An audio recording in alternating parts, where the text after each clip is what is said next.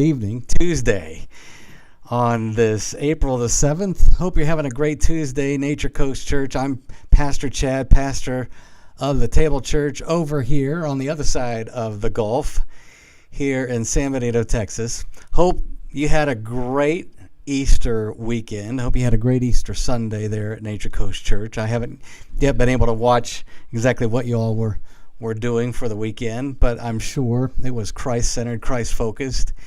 And we're back for another Rhythms of Grace. Hope you are too. And I appreciate the fact that you allow me to be here as part of your channel. It's always good to be with you. If you got any comments, if you got any questions, please leave them in the comments just below here on Facebook.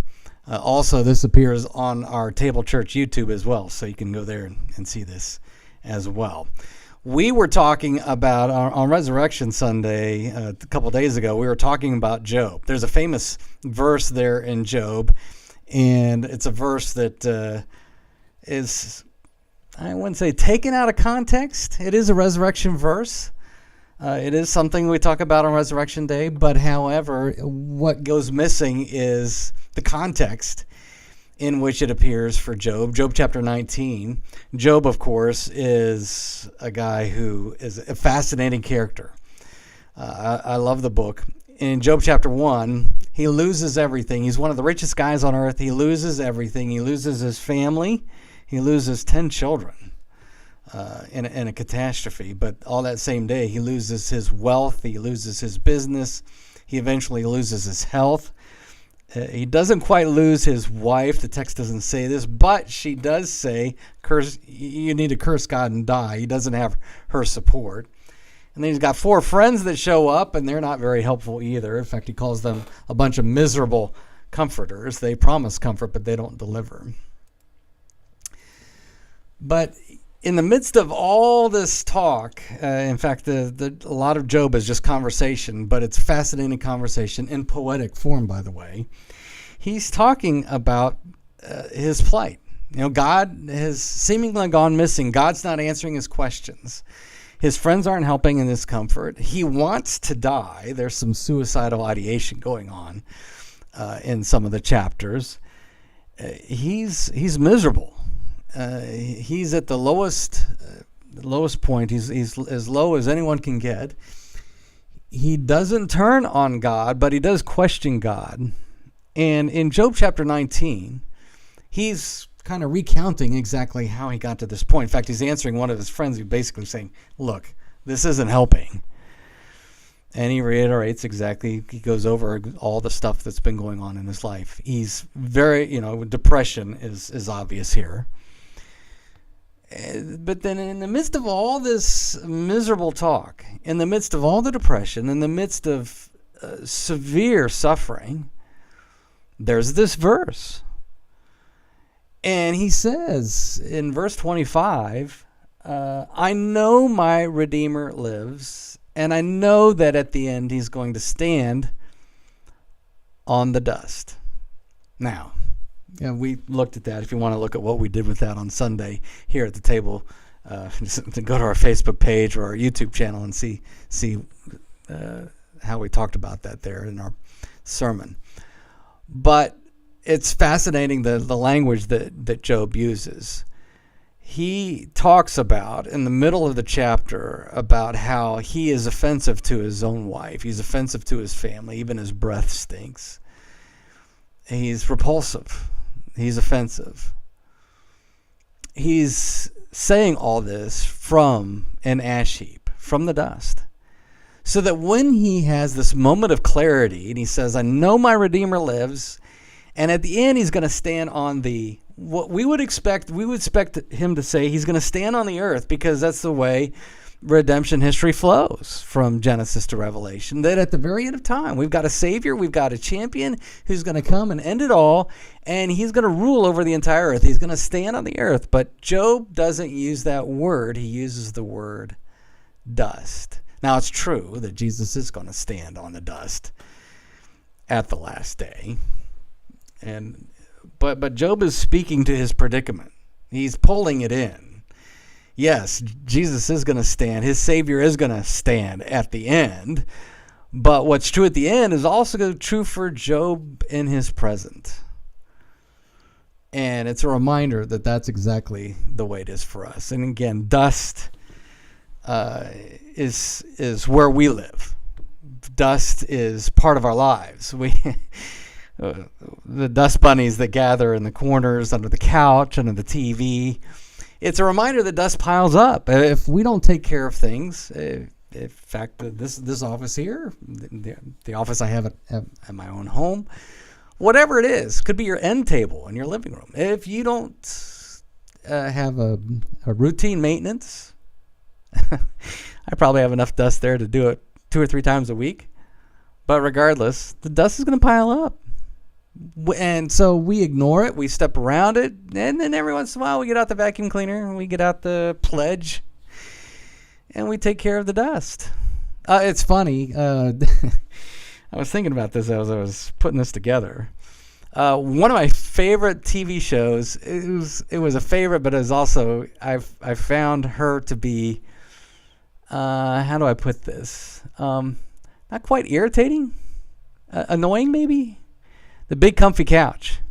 I don't know how many of you have seen Big Comfy Couch. It's a Canadian show for kids. And it was cute. I guess the annoying thing was this clock. It was a clown, and she had this clock, or stretch clock, and she'd stretch. And I suppose what made it annoying is I can't do that.